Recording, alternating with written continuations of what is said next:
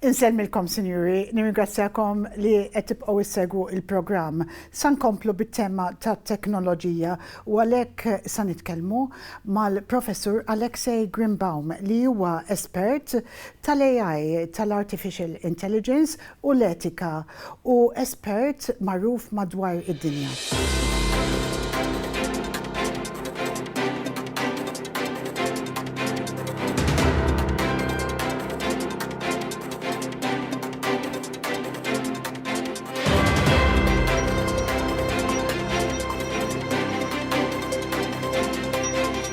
Thank you very much, Professor, for coming to speak to us today. Thank you for your invitation. During your very short trip to Malta. A very short, but a very hopefully nice one, and it's a pleasure to be here in warm weather. I'd like to start by speaking about the AI summit that's taking place in France on the 11th. Could you share some information about it? So this is a big global event on the 10th and 11th of February. The French presidency is organizing the summit, inviting heads of state. It's a big diplomatic event. It's also a big technological and scientific event. On the 6th and 7th of February, there will be scientific the scientific part of this summit where a lot of scientists will meet. The goal here is, of course, to present the latest result and discuss the state of science and technology, but also to think what we can do all together in terms of, for example, data sets that can be made available for training AI models. Can there be a global effort all together to build AI models and not to divide it by country or by company? And finally, the part that I'm involved with is that the summit has a lot of side events, a lot of parallel events, and many of them cover trustworthy AI and AI ethics. And I work on these kinds of topics in France, but also for the European Commission. And we will be organizing in one of our new projects, a project involving 20 partners in different countries. At the moment of the summit, this project called Eolea, we will start our reflection, our collective thinking on the ethical guidelines on how AI systems influence human behavior and cognition. So you see these very interesting kinds of questions about AI and society, AI and human individuals, what kind of impact, what kind of influence. These questions will also be asked during the summit. The diplomatic level, the scientific technological level, and the societal and ethical level.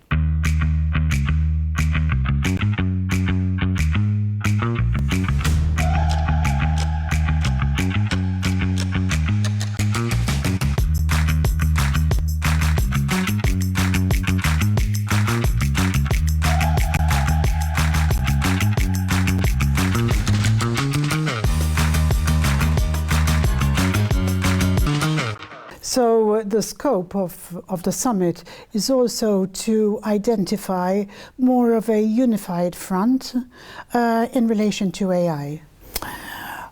I hope that it will be possible. Of course, this is the big question. We will see in a couple of days after the summit, but I hope that it will be possible to come up with some not just regulatory frameworks, which of course are very important, and you know that Europe has a new regulation on AI, but at the global level we also need to come up with the scientific and technological effort all together, because if we only do regulation globally and then that will not work as a global effort of humanity to build AI systems. So the goal, I think, will be maybe not to train models altogether, but to provide data altogether, good data, data that has been selected, verified, and made available for those who want to train their AI models.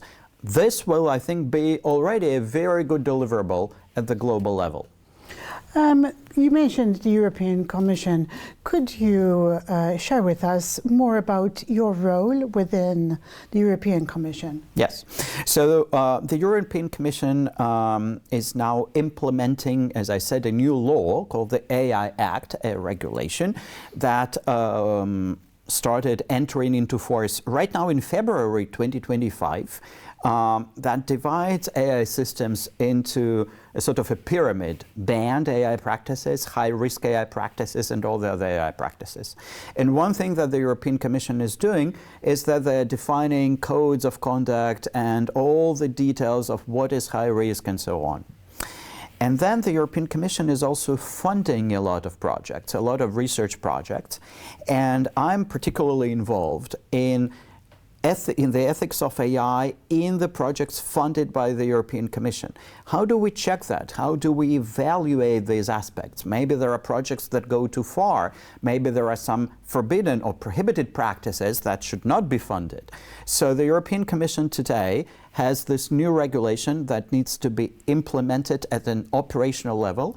And we, it's not just me, but of course a whole community of researchers, we are helping the European Commission to operationalize this regulation. Why does it need operationalization? Because European regulation on AI is formulated in the language of principles and values of the European Union.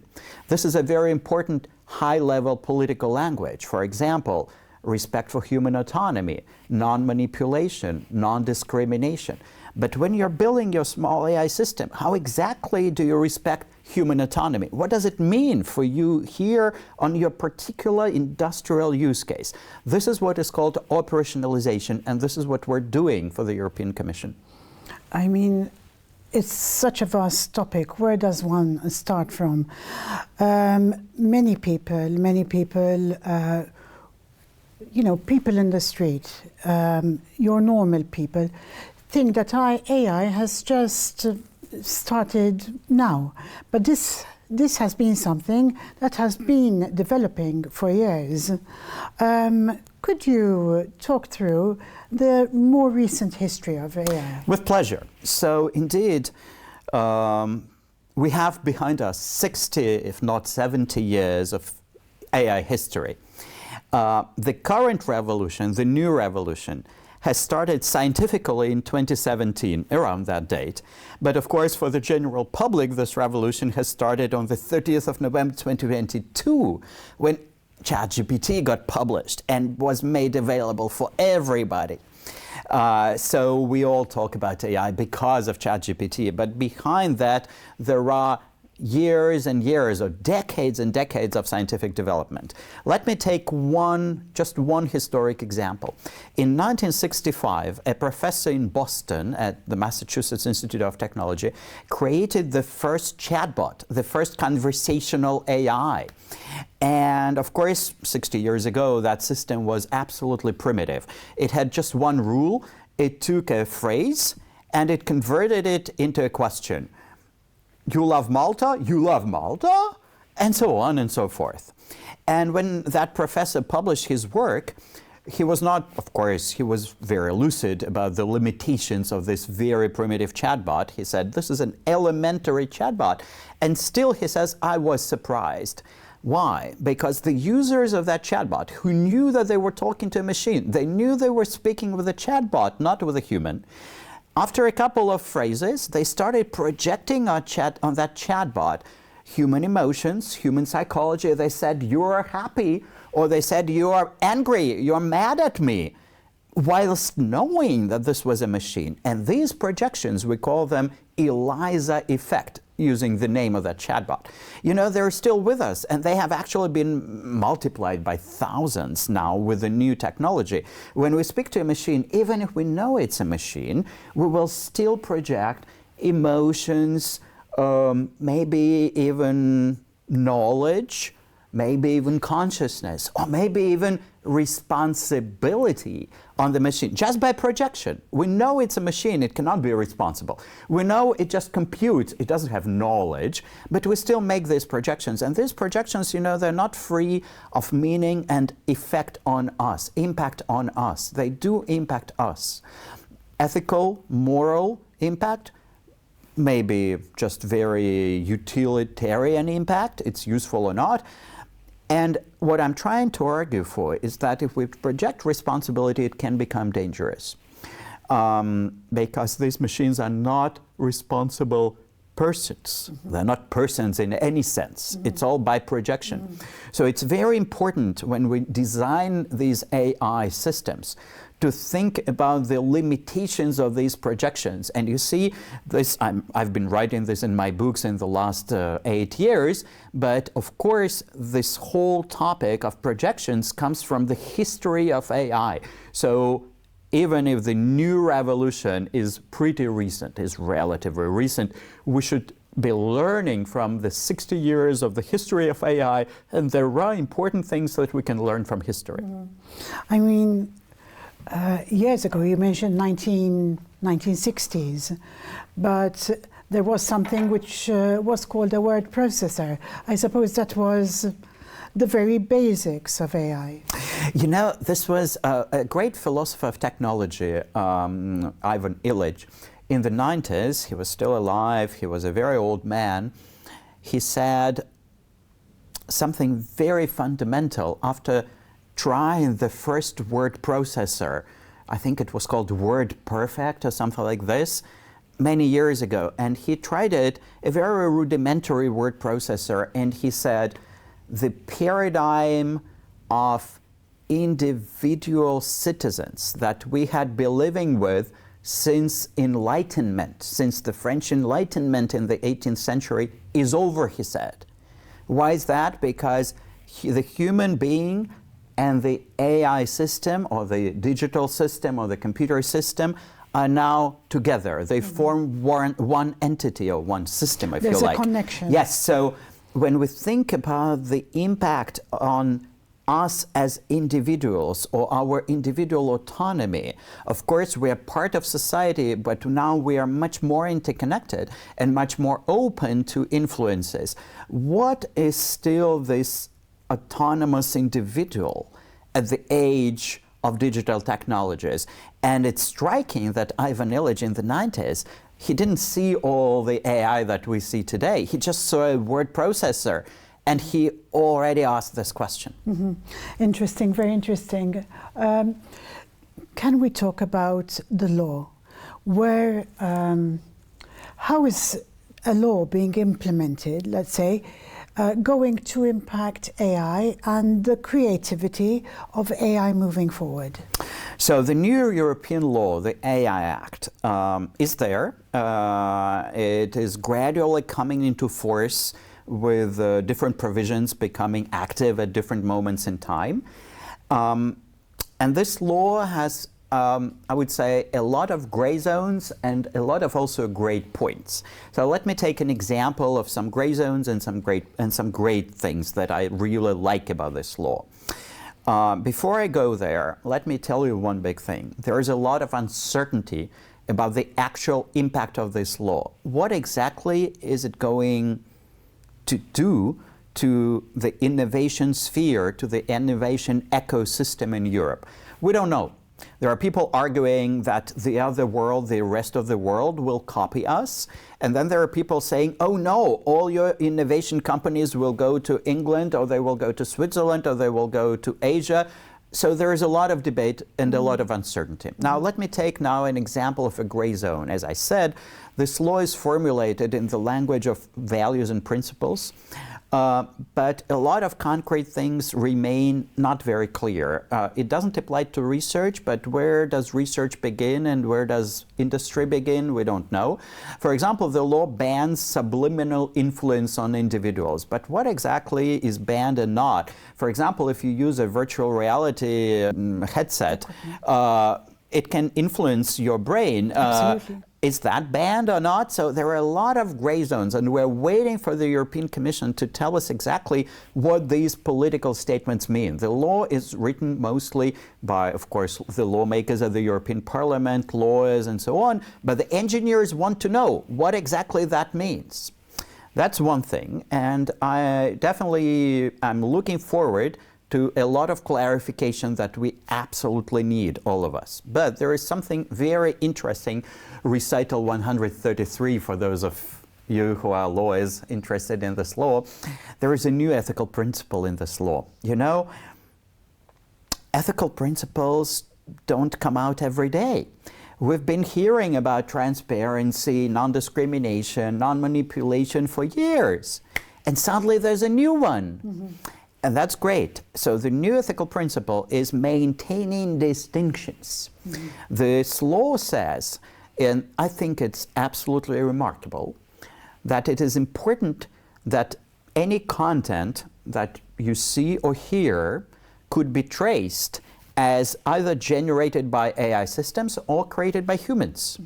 And of course, if you just look at the text, you cannot tell. Most often, you cannot tell. So we need some watermarks. We need some hidden machine-readable watermarks, so that people can find out whether this was done by a human, made by a human, or created by a machine. And this is very important for teachers, university professors, high school teachers who today get papers written by ChatGPT or another model instead of humans. This is also very important for the engineers because they need to be able to distinguish between what is called synthetic data and human data. So putting this new principle into the law is great. The question is operationalization. Can we now build these kinds of watermarks? And it kind of works for images, it kind of works for videos, it kind of works for the sound and voice. It doesn't really work very well for text. Absolutely. So the law tells us, you see, you must do it. So please do more research because you need to be able to distinguish whether this is created by humans or made by AI systems. So I think in this law, it's a big text, 150 pages. There are a lot of gray zones, but there are also some remarkable new points, remarkable new principles that we need to implement. But in your opinion, isn't a lot of what is produced a combination of AI and human input? I don't think many people just copy and paste what AI would produce. So a lot of the work that's produced. The right use. That's the right way to use generative AI. And I think that's what we need to teach. A lot of people say, oh, no. A student will just take ChatGPT, write this paper with ChatGPT and submit to a professor. Well, that's the wrong way to use ChatGPT because there will be watermarks. Your professor, your teacher will see that this is generated. But if you write something, you put it to ChatGPT, you ask ChatGPT to criticize, or another model, not necessarily ChatGPT, you can use models Gemini from Google or Claude from Anthropic, to criticize, to rewrite, to suggest some changes, maybe make a better plan, maybe suggest a different phrase, a different wording. Work together, co-create with generative AI. That's the right way to use it. And not only should it not be banned, it should be, I think, promoted. And teachers who today are very often paralyzed or shocked by this novelty, a completely new technology, what do? Well, learn first yourselves how you can work together with these systems, not get replaced, but work together. And then you will be able to teach your students to work in a thoughtful, interesting way together with the system. So this, I think, is the way to take, the road to take for all of us. To learn to use it as a tool, more or less. As a tool that is sometimes just a basic tool for rewriting a piece of text, but also sometimes a creative tool. A tool doesn't mean that it's just an automatic machine that does simple things and cannot create. Of course it can create. So it can also be a creative tool, but combine what you find useful, because the machine would not be able to make the judgment of utility or beauty or truth. The judgment is fully human, right? And if we combine this human judgment with what a machine, with what an AI system can produce very quickly, then altogether, you remember the system of human plus machine, they will be able to produce something quite remarkable, quite fast.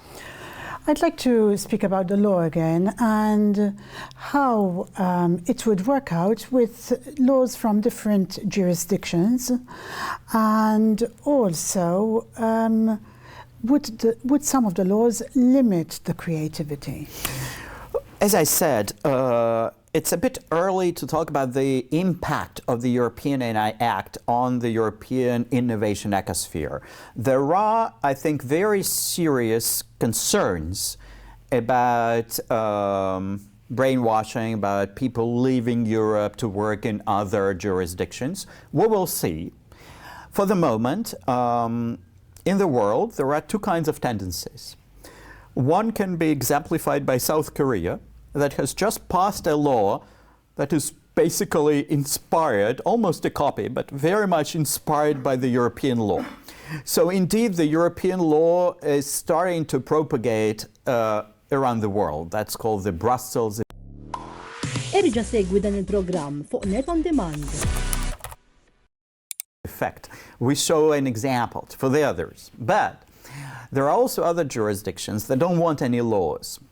So, for example, in the United States, there is no federal law and even no state law about AI. They had some attempts, there were some attempts to make a law in California. It didn't work out. In China, there are ministerial instructions, but for the moment, at least, there is no law. So this landscape is very diverse. And one of the goals of the AI Summit in France in February 2025 is exactly to discuss this diversity and to see whether we can reasonably or not move towards something homogeneous at the global level. I'm not very optimistic, frankly. Personally, I'm not very optimistic. So I do think that there will be differences in regulation, but I also do think that what Europe is doing right now is not necessarily negative, bad for innovation. I think that a lot of questions are being asked in advance. A lot of questions means that the engineers will have to ask themselves these questions as they are designing AI systems. I don't want them to delegate them to lawyers. I want engineers to ask these questions, not lawyers, okay? But lawyers later will come into the game, but I want the engineers to ask these questions at the design stage, and I want the European AI systems to be a little better reflected, thought through during the design, not just when the system comes out to the market. And that's the goal of this law. The operationalization of this law, as we call it, should not just be a story of hiring more lawyers. It's important to have some lawyers, but that's not the end of story. I think the ultimate goal is to get better, more thoughtfully designed AI systems. Will it happen? We will see.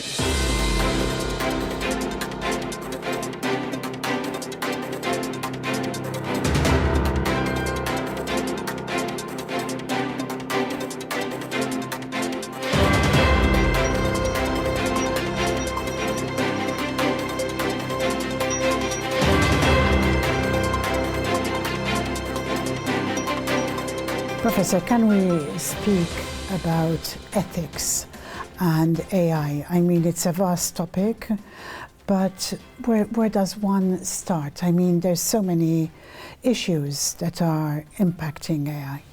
There are three levels of what we call ethics of AI. And let me start with the first level, with the most operational level. Here, it's almost an engineering discipline, because when somebody trains an AI model, like ChatGPT or Gemini or Claude or others, well, you want to make sure that this chatbot will not say things that we don't like. We don't like insults. How do we make sure that it will not insult a user, right? How do we make sure that if it gives medical advice, that this medical advice will be valid medical advice and not killing somebody, right? So how do we make sure that this toxic language never appears? And this is done through this first level of AI ethics called alignment. We need to align these non-human AI systems with our human values and our human society, right? So that is almost an engineering task, but of course it also takes a lot of thinking and a lot of philosophy. How do you even align a model? What does it mean? So that's one thing. The second level of AI ethics is the level of thinking and measuring societal, economic, but mostly societal impact. this societal impact is happening across, all spheres of human action, on the labor market.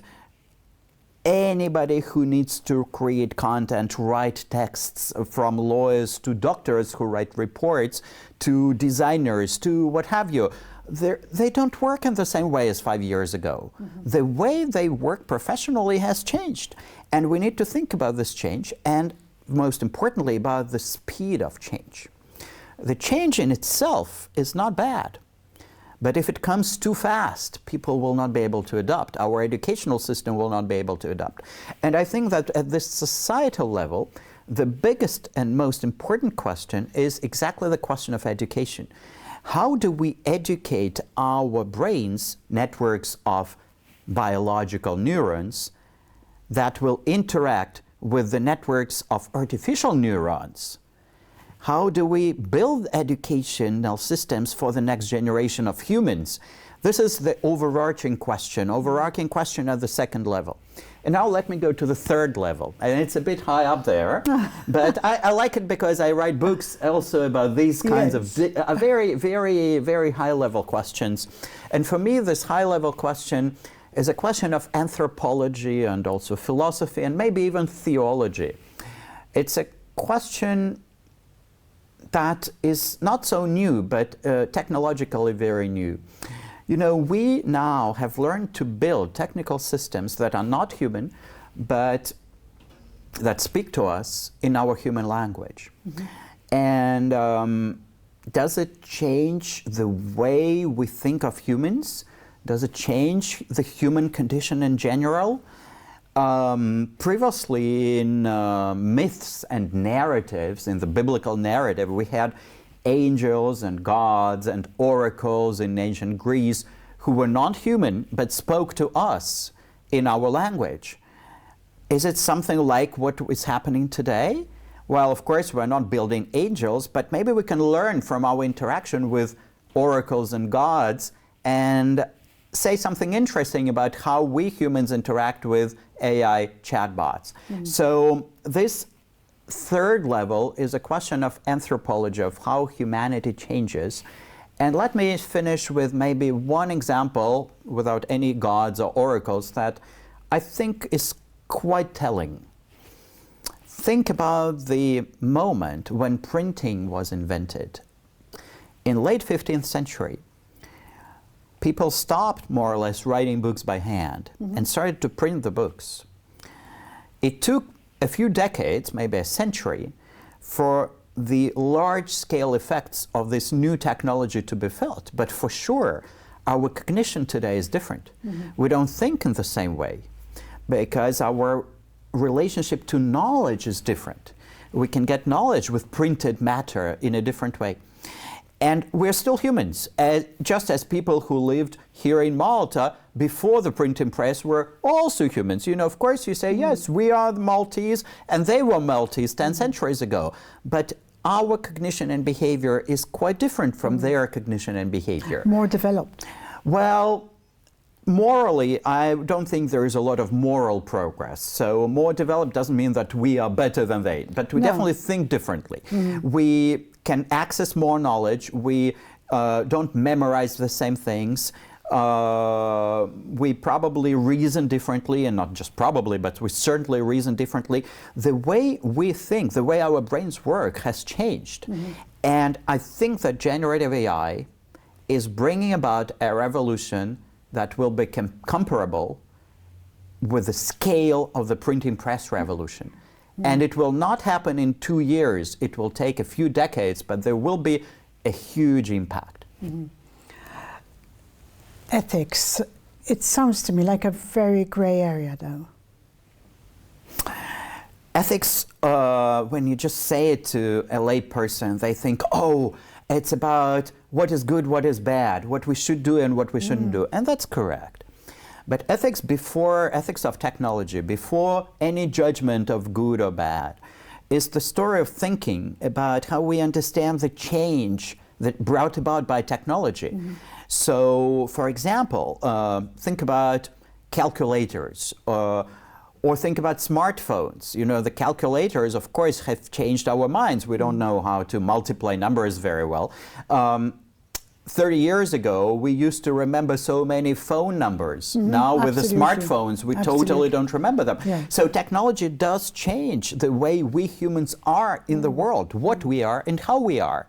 And ethics is not just a judgment of this is good, this is wrong, this is bad. Ethics is a way we reflect about the meaning of this change. So of course we should always ask, do we discriminate? Do they all have access? Is there justice? Is there a problem of fairness? All of these are important. But ethics is not a way to just put labels, good, bad, good, bad. Ethics is a way to think about technology and human individuals and human society. This is the ethics of technology. And I urge very much to think about technology, not just here and now, but in this lineage, in the tradition of change of what we humans are. I think it's very clear that yes, we will change again, and in 50 years, humans will be quite different. Probably technological influence will be there, and I have an ethical imperative for these future humans.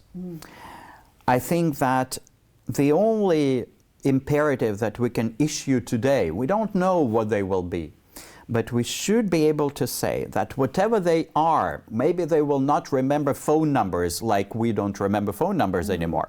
Maybe they will lose some other capacity and get some other capacity. We don't know. They will be different from us.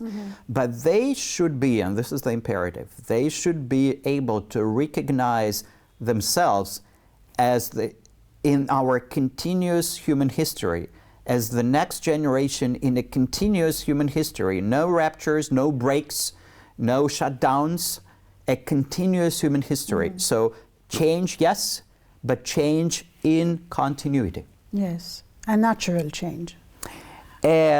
Not too hasty change. Yes.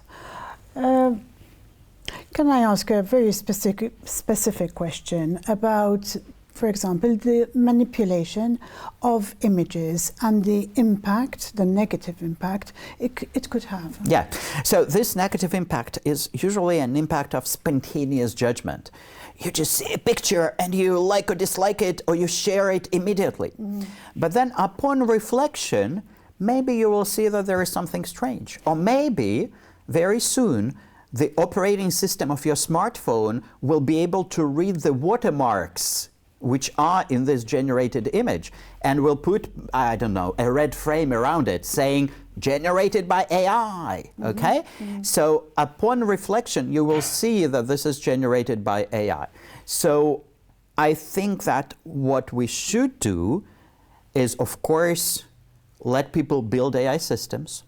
Of course, let people build detection software, but also encourage users to not react spontaneously, not just react immediately when you see something. And how do we encourage users? Of course, we should tell them, please take your time to think. But, will it work? I don't think so. But we should, through technology, enforce this little reflection time. Maybe you will not be able to share immediately or to like a picture like this immediately. Maybe you will need to wait for 3 seconds, or maybe there will be a question asked to you. Have you really thought about it? And if we, through technology design, force people, or at least encourage people, or as we say, nudge people, not to act spontaneously, then this problem of fake news, image manipulation will not altogether disappear, but will become manageable.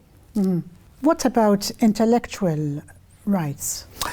The question of copyright is a very deep question, and I think there are again 2 levels here. First, the existing regulation. The existing regulation means that if a provider of an AI system uses some copyrighted content to train their system, well, for sure they should pay. I agree that they should pay.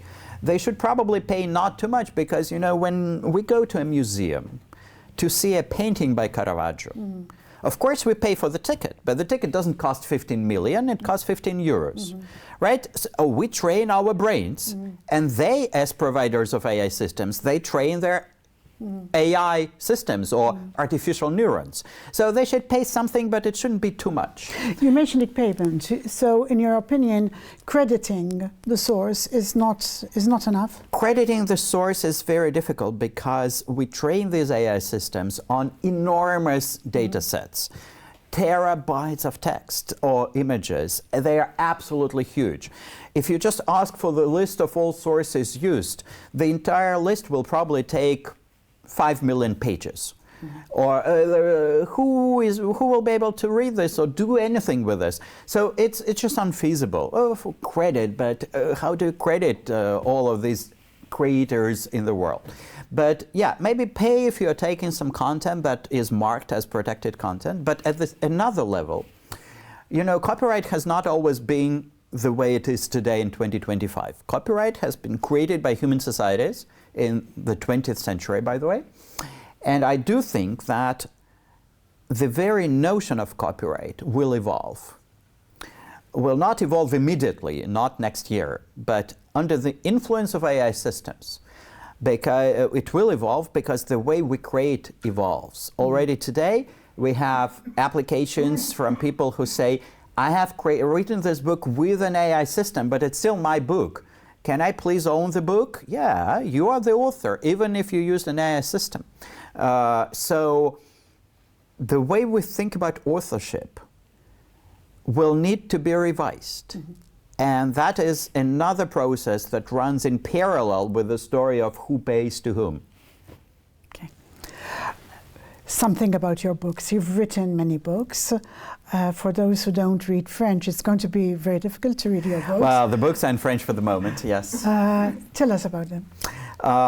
The last book, Parole de Machine, Word of Machines, is this book about, as I said, about thinking about AI systems in comparison with the stories that we inherit from our ancestors, the stories about the interaction between non-human agents and humans in human language.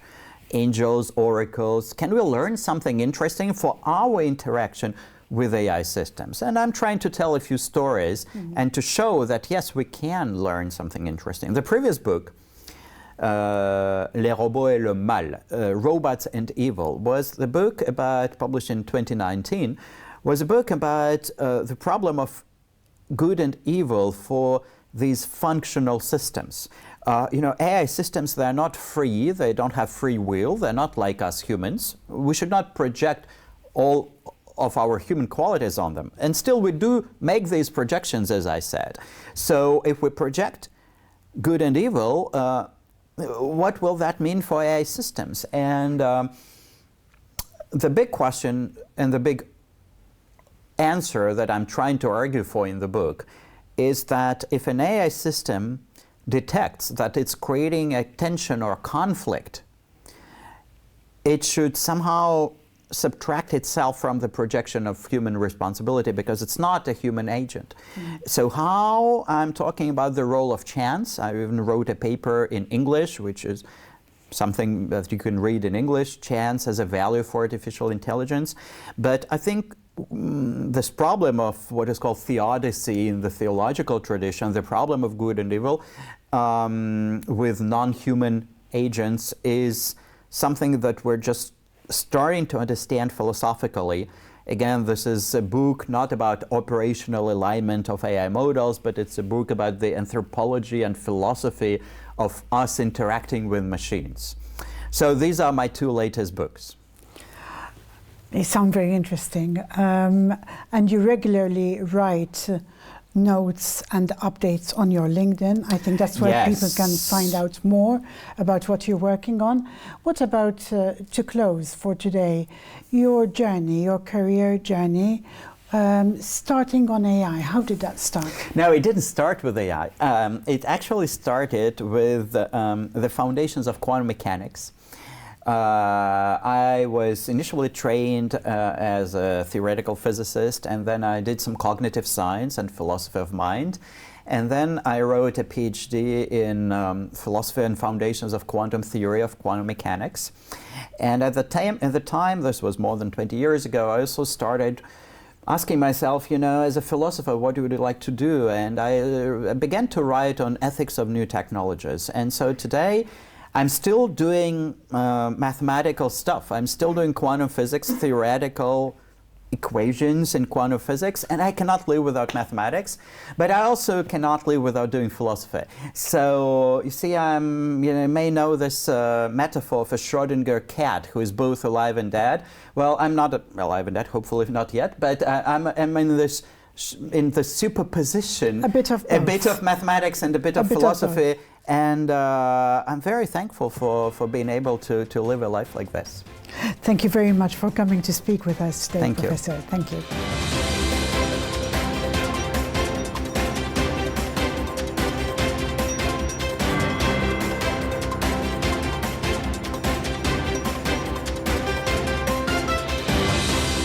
Grazzi sinjuri li segwejtu il-programm illum fej it-tema kienet it-teknoloġija u l-artificial intelligence. Jekk għandkom xi kummenti batuhom permezz tal-WhatsApp fuq in-numru li jidher fuq l-iskrin.